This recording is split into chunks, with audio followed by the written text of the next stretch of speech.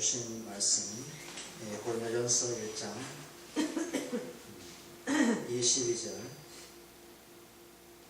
22절부터 보겠습니다. 유대인들은 표적을 구하고 헬라인은 지혜를 찾으나 이렇게 했습니다. 유대인은 표적을 구하고 헬라인은 지혜를 찾으나 이렇게 했습니다. 그런데 하나님에게도 표적과 지혜가 있습니다. 사람에게도 표적과 지혜가 있지만 하나님은 인간과 반대적인 표적과 지혜를 갖고 있는데 유대인들은 표적을 많이 구했습니다. 기적도 많이 구하고 그리고 기사도 구하고 이적도 많이 구했습니다. 그런데 그들이 구한 목적이 무엇이냐면 자기의 어떤 생존, 자기의 어떤 목숨, 자기의 생명 부지 이걸 목적으로 해서 구한 것이죠. 아픈 병사는 치유받고 안선병이 일어나게 되고 소병은 눈을 뜨고 병원에는 귀가 열리고 간설병 환자는 또 새벽 침구하고 또 혈류병 앓은 여인은 또 피가 멎어지도록 이제 뭘 구하고 결국에는 뭐냐면 이 몸 자체가 사는 것, 육신이 사는 것, 여기에 이제 초점 맞춰서 많은 걸 구했습니다. 또 여기 이방인 중에 헬라가 이제 그때 당시 알렉산더 대왕 이런 헬라의 지혜자가 있지 않습니까? 철학자들, 소크라테스, 아리스토텔레스, 플라톤 이런 사람이 지혜를 구했는데 왜 지혜를 구했느냐? 미지의 세계에 대한 어떤 결론이 없기 때문에 이 세상에 대한 삶에 대한 지혜, 우리가 왜 태어났어? 뭐 때문에 태어났는지 알지 못했으면 그래서 질문을 함으로써 우리 인생은 더불어서 사는 거구나. 우리 인생은 행복을 추구하면서 살아야 되구나. 어떤 그런 초점 맞춰서 지혜를 구했습니다. 그런데 하나님께서 표적을 얘기하는 것은 또 지혜를 얘기하는 것은 죽음을 전제한 표적이었고 죽음을 전제한 지혜였습니다. 그래서 예수님이 유대 민족에게 내가 너에게 볼 표적은 딱 한 가지가 있다. 그것이 뭐냐면 요나의 표적이다 라고 했습니다. 요나의 표적은 요나 선지자가 물고기 뱃속에서 3일 3날 동안 있지 않습니까? 거기서 하나님의 성전 그 보좌를 향해서 기도하는 장면이 나오는데 거기에서 이제 요나는 자기가 구원을 요청합니다. 이 물고기 큰 배에서 내가 죽게 생겼으니 하나님이여 나를 긍휼히 여기셔서 나를 다시 한번 자비를 베푸셔서 건져주세요 라는 구원을 구합니다. 그래서 이 요나는 물고기 배에 있었다는 것은 죽음을 전제하는 것이죠. 왜냐하면 물고기 배에 나올 수 있는 확률이 거의 없기 때문에. 그렇지 않습니까? 하나님이 도와주지 않으시면 물고기 배에 저는 나올 수 없어요. 그래서 하나님께서 성전에서 구원을 베푸시고 은혜를 주셔야지만이 큰 물고기 뱃속에서 나올 수가 있다 이것입니다.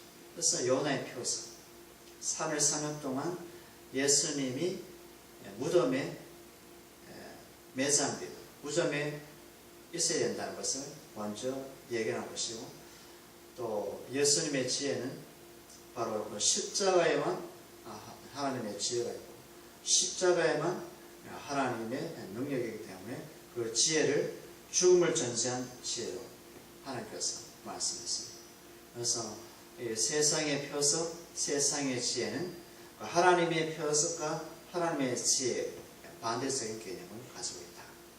지금 세상이라는 것은 뭔가 이제 보험도 들고 통장도 만들고 또 여러 가지 요양업이다, 그죠? 조금 더 살기 위해서, 좀 더 목숨을 부지하기 위해서 하는 것이 않습니까? 그러나 성경에서는 한번 태어난 것은 정한 것이지만 반드시 사람에게 죽음이 있다고 했습니다. 심판이 있다고 말씀했습니다. 그래서 누구도 예수를 믿는 사람들조차도 한번 태어난 것은 정한 것이고 주는 것은 엄연한 사실이다, 진리라는 것입니다. 그래서 여기에서 지혜가 무엇이냐, 그래서 표적이 무엇이냐를 알고 믿음의 차이가 발생한다는 것입니다. 그래서 죽음은 압니다. 믿는 사람도 예수 믿는 사람 죽음도 알아요. 근데 그 죽음이 다가 아니라는 것입니다. 죽음 너머에 또 다른 세계가 펼쳐진다는 겁니다. 그게 바로 믿음의 세계, 영생의 세계, 생명의 세계가 있다는 것입니다. 그런데 예수님의 그 생명이 없는 사람은 죽음은 맞이하지만 그 다음 세계가 어떻게 펼쳐질지를 알지 못하죠. 그 다음 세계, 영원한 사망이면서 아니면 사망조차 없는 것인지, 아니면 그냥 흙 속에 묻혀서 그냥 죽는 것인지, 아니면 불교에 있는 것처럼 환생해서 어떤 짐승이라든지 식물이라든지 어떤 환생해서 다시 저 세상에 이 세상에 다시 태어난다, 그런 막연한 생각을 갖고 있는 거예요. 그런데 하나님의 지혜와 표석은 예수님이 이 땅에 오심으로 정의됐습니다. 하나님의 아들로 오셔서 살으셨고 또 십자가의 죽으심으로 하나님의 지혜를 드러내셨고 또 표석을 통해서 3일째 무덤에서 부활하셨고, 예수님의 무덤에는 예수님 자신이 없습니다. 우리 인간의 무덤에는 인간의 뼈가 있습니다. 머리카락이 있습니다. 우리 인간의 죽음에 머리카락하고 그래서 그건 제일 오래 남지 않습니까? 그런데 예수님의 무덤에는 그게 없어요. 해골이 없어요. 비무덤이야. 예수님 무덤. 그러니까 예수님을 믿는 자들도 하나님께서 예수님과 같이 성령으로 살려냅니다. 비무덤 되게 하는 것입니다. 그래서 이 계시록에 보면 하나님께서 예수님 안에 잠잔다 하죠. 그리고 예수님 안에 잠잔 자도 성령으로 이렇게 세웠어. 그래서 마지막에 이제 심판이 펼쳐지는 것입니다. 그래서 예수 그리스도의 표적과 예수님의 지혜가 있는 자는 천국으로 가는 것이고, 예수님의 표적이 아닌 사람의 표적과 사람의 지혜를 가지고 있는 자는 저 영원한 불못으로 들어가게 된다는 것입니다. 그래서 22절에 중요한 것은 죽음을 전제한 표적이냐, 죽음을 전제하지 않는 표적이냐. 그래서 두 갈림길이 생긴다. 이것입니다. 그 다음에 23절에 보면 우리는 십자가에 못 박힌 그리스도를 전하니 유대인에게는 거리끼는 것이요 이방인에게는 미련한 것이로되 이래 됐습니다. 여기서 뭡니까? 우리는 유대인들에게 또 헬라인들에게 거리끼는 것이요, 이렇게 또 미련한 것이요, 이렇게 합니다. 우리도 처음에는 예수님의 그 십자가를 미련하다, 거리끼는 거다라고 창피스럽게 많이 생각했습니다. 그리고 그것조차 알지도 못했고, 그래서 십자가라고 줬죠. 바울이 그리스도의 십자가를 이방 세계에 증가하면서 이것이 정말 바울 자신도 부끄럽게 생각했으니까, 어떻게 하나님께서 하나님의 아들이 죽을 수가 있어? 하나님의 능력이 없어서 하나님이 하나밖에 없는 독생자 예수를 십자가에 죽였을까? 도저히 납득이 안 됐습니다. 이해가 안 됐습니다. 그래서 예수님이 하나님의 아들 하나님과 동등됨을 취할 때, 또 그렇게 얘기하는 제자를 볼 때 너무 미운 것입니다. 그래서 돌로 치거나 감옥에 넣거나 아니면 영장 체포를 발령해서 잡아내거나 핍박을 하거나 이렇게 했습니다. 그런데 바울이 부활하신 예수를 만난 후부터는 그분이 정말 하나님의 아들이시구나, 그분이 내가 부끄럽게 얘기했던 그 예수님이 하나님이시구나 라는 것을 믿고 알고 바울이 이제는 다른 삶을 살게 됩니다. 그러니까 자기 자신조차 부끄럽게 얘기했던 십자가, 자기 자신조차 거리끼었던 십자가를 이방 세계에다가 전하는 복음 전도자가 됩니다. 그래서 이거 우리가 고린도후서 볼까요? 고린도후서 13장에 보면 13장 4절 보세요. 고린도후서 13장 4절. 바울이 이제 고린도 전후서를 기록하지 않습니까? 성령의 감동하심으로. 고린도후서 13장 4절을 보면 그리스도께서 약하심으로 십자가에 못 박으셨으나 하나님의 능력으로 살아계시니 우리도 그 안에서 약하나 너에게 대하여 하나님의 능력으로 그와 함께 살리라. 미령을 했습니다. 그죠? 그러니까 그 부끄러워하는 것 십자가, 그리고 꼬리 끼는 것 십자가가 약하나, 그리고 약하심으로 십자가 못 박았으나 예수님께서 근데 하나님의 능력으로, 그리고 성령의 능력으로 무덤에서 다시 살아났다는 것입니다. 그죠? 그죠? 그래서 세상 사람이 볼 때는 그리스도의 십자가가 약합니다. 거리낌입니다. 그래도 창피스럽습니다. 부끄럽습니다. 그런데 그 약함이 오히려 하나님에게는 능력이 되었다는 것입니다. 그 말이 뭐냐면 죽은 자를 살려낼 수 있는 능력. 그죠? 죽은 자를, 사망에 있는 자를, 영원한 사망 가운데 있는 자를 생명의 세계로 살려낼 수 있는 능력. 그게 바로 하나님의 아들 그리스도의 십자가의 능력이다 하는 것입니다. 그래서 하나님께서 우리를 성령을 통해서 그리스도의 십자가의 삶을 살도록 초청합니다. 그래서 세상 사람들이 볼 때, 또 우리가 우리 자신을 볼 때 약해 보입니다. 그래서 모든 세상에 있는 것을 포기해야 되니까.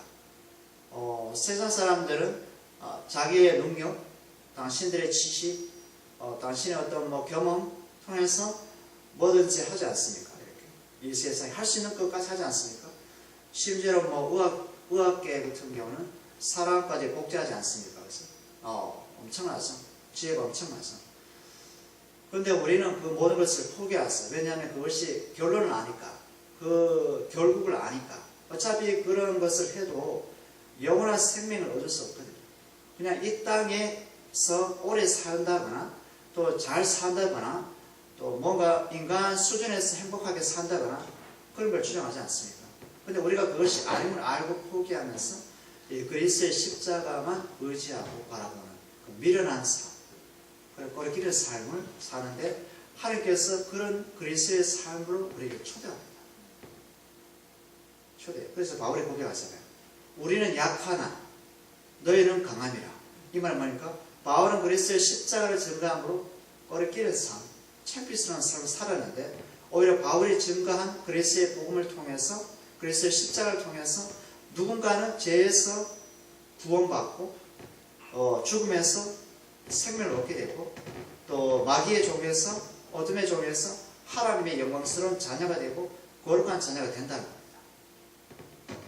그처럼 바울의 삶처럼 하나님께서 우리도 그리스도의 십자가를 짊어지고 그리스도의 십자가를 영원한 복음으로 여김으로 다른 사람에게 증거해서 그들 또한 영원한 죽으면서 영원한 생명 가운데 갈 수 있다. 그 일에 우리가 부름을 받았다는 것입니다. 그 다음에 24절 보면 24절 보면 오직 부르심을 받은 자들에게는 유대인이나 헬라인이나 그리스도는 하나님의 능력이요 하나님의 지혜니라. 그렇게 있습니다. 결국에는 그러니까 부르심을 받은 자죠. 유대인이나 헬라인들. 그러니까 유대인들 중에도 믿는 자 형제가 있었고 헬라인 이방 세계, 이방 나라에도 믿는 형제가 있었는데 이 모두가 하나님께서 친히 부른 자입니다. 하나님께서 예수님의 십자가에서 부른 자입니다. 부른데 이 자를 부른 그 그리스도께서 헬라인들에게나 이방인들에게나 우리에게나 예수님을 믿는 자에게는 이 그리스도가 하나님의 지혜요 하나님의 능력이다 라고 말씀합니다. 그죠? 그래서 우리 그리스도는 세상 사람들이 볼 때는 부끄러운 분이시지만 십자가 죽은 부분이 있지만 우리에게는 정말 하나님의 다음 없는 지혜였고 하나님의 하나는 능력이었다 이것입니다. 그래서 우리가 육신이 연약해지고 약함에도 불구하고 우리가 붙들어야 되는, 우리가 항상 바라봐야 되는 그분이 십자가에 죽고 생명을 구원하신 그리스도시다. 그리스도 예수시다. 이것을 항상 가지고 있을 때 우리에게 환난과 어려움이 닥쳐도 우리의 능히 이겨낼 수 있습니다. 이미 우리는 예수님께서 십자가에 모든 사단의 그 정죄, 사단의 권세, 죽음의 권세, 그리고 모든 인생의 모든 문제 다 해결했습니다. 완성했습니다. 다 이루셨습니다. 그래서 그걸 다 이룬 그 복음을 우리가 받아들였습니다. 그래서 우리 육신으로 말미암아 생기는 모든 것들, 이것은 그냥 무덤에다 묻힐 겁니다. 무덤에다 묻히고 또 주님 안에서는 그 나라에서는 눈물도 없고 슬픔도 없고 죽음도 없고 고통도 없고 아픔도 없는 그런 세계 가운데 우리가 살아가는 선물을 지금 우리가 받았습니다. 받았기 때문에 그 기대감을 가지고 그 소망을 가지고 사는 것이 우리 그리스도인이 아닌가 생각해 봅니다. 예, 마지막으로 하나님의 어리석음이 사람보다 지혜롭고 하나님의 약하심이 사람보다 강하다. 하나님의 어리석음이 사람보다 지혜롭고 하나님의 약하심이 사람보다 강하다. 이 말씀 한번 유사 말씀이 고린도후서 12장인데요. 고린도후서 12장 10절 볼까요?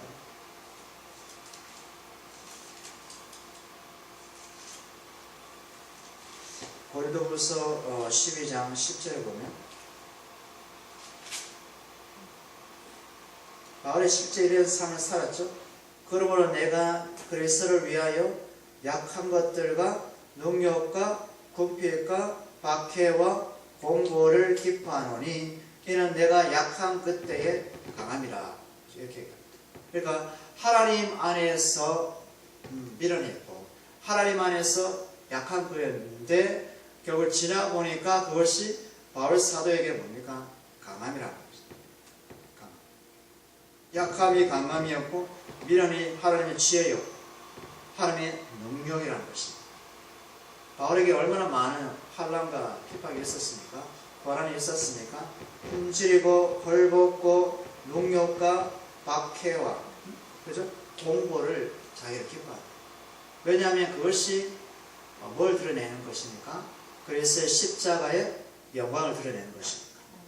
그래서 우리의 삶도 세상 사람이 볼 때는 약하고 궁핍하고 조롱받을 만하고 부끄러운 삶이지만 그것이 그리스도의 십자가의 영광을 드러내면서 죽은 자를 살려내는 그런 우리의 사역에 그 하나님의 일에 참여자가 되기 때문에 그게 우리에게는 강함을 본다는 것입니다. 그래서 우리는 그리스도 예수 안에 약하나 우리는 강하다. 그리스도 예수 안에 미련하나 지혜가 된다. 그걸 우리가 복음을 받았기 때문에 오늘도 그 복음 안에서 살아가는 우리 모두 되기를 바랍니다. 기도하겠습니다. 하나님 가운데